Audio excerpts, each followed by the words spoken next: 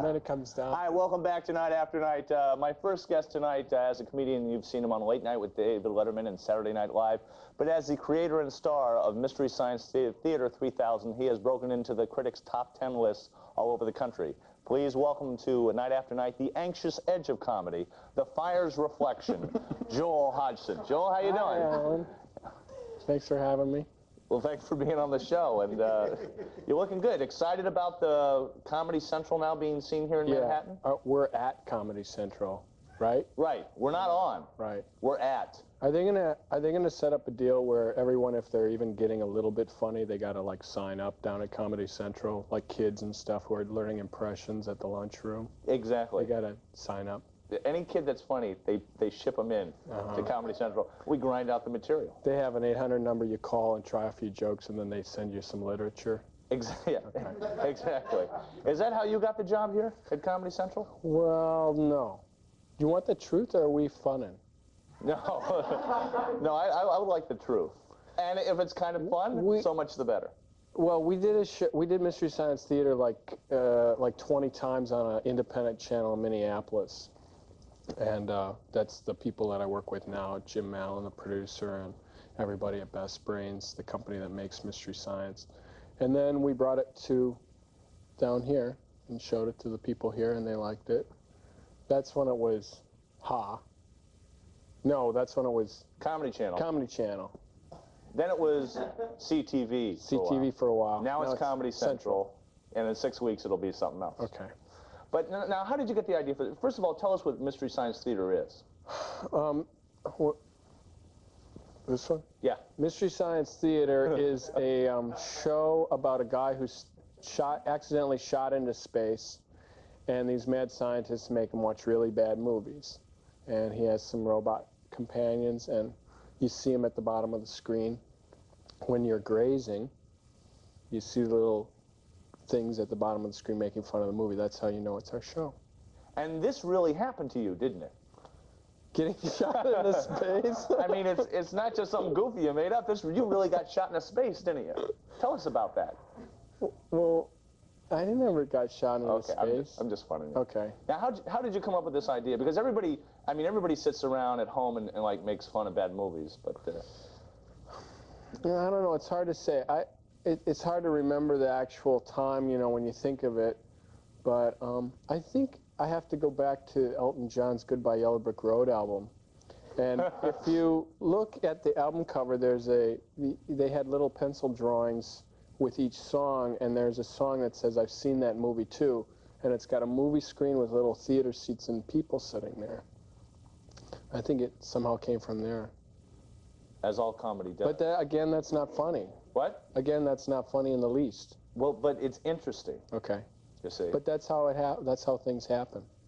So you know, like I could do a show based on your shirt. I mean, that's how my mind works. On my shirt? What would the show? It'd be a game show, probably. Yeah. Yeah. Now this is exciting. Now don't laugh, because I mean it's serious, please. Now, okay, we're watching the Comedy Mind at Work, and this is what I love. Isn't that another show, though? The Comedy Mind at Work? Yes, it is. That's Alan King's, right here at Comedy Central. Let's get as many plugs in as we can for other shows. So, now, you do this show entirely in Minnesota? That would have to be a question for comics only, with Paul Provenza on Comedy Central. You know what you're turning into? A monster. You're turning into a big sports monster. And you can see that here at Comedy Central. Get all the plugs in. So you do the show in Minnesota, and the reaction, I mean, you know, the critics, I know you made the cover of USA Today, Picks and Pans in People magazine. Was this surprising to you? Yeah. When we first started doing it, we had no idea at all. You know, it's just like anything, you think people might like it, but you never know. And then you try it, and people have liked it. And so, yeah, it's always surprising. It's kind of to the point now where it's clearly beyond where I could have imagined people liking it. How do you get the bad movies? How do you pick the bad films? They do that here.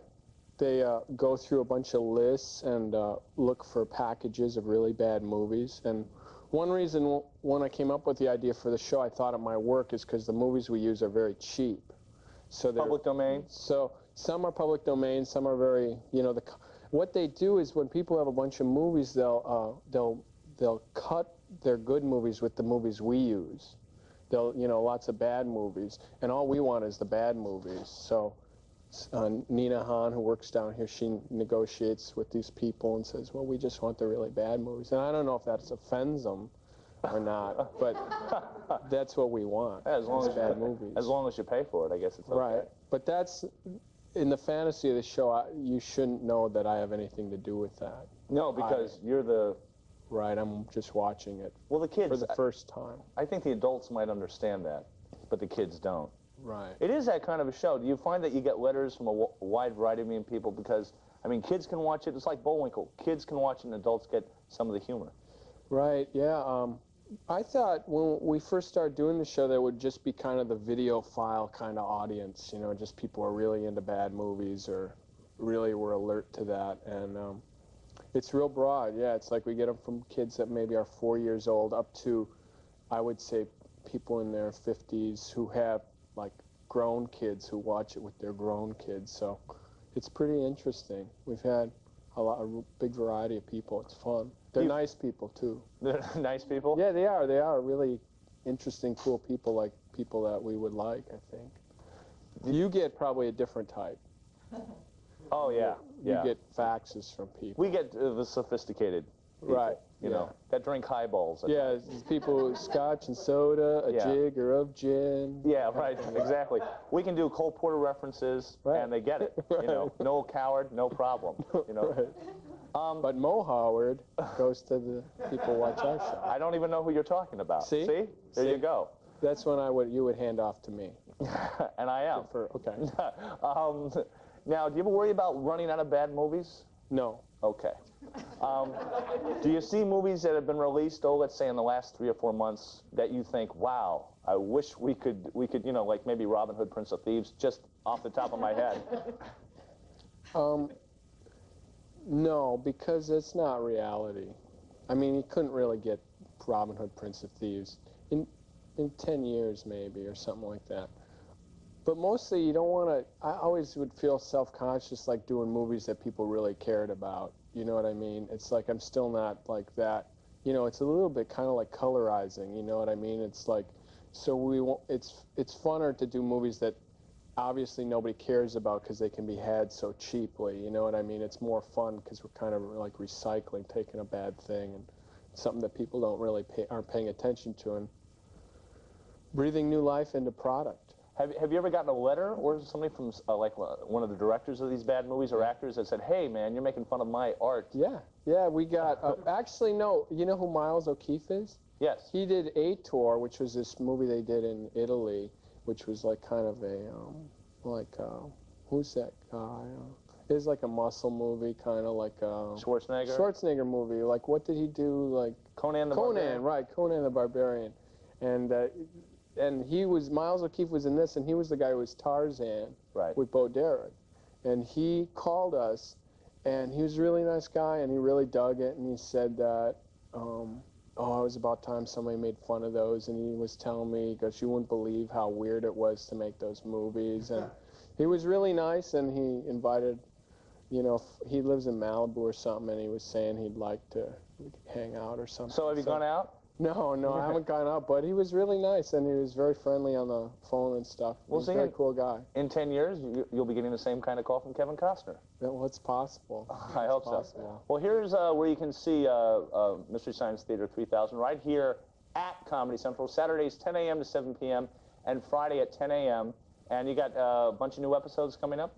Right, yeah, we're like, I don't know what show people will be seeing like this weekend, but we probably have about 20 more of those, and then we got re-signed for more, so there's about 40 shows coming after like this weekend, so we'll be making them a long time. And how's everything going at the Mobley?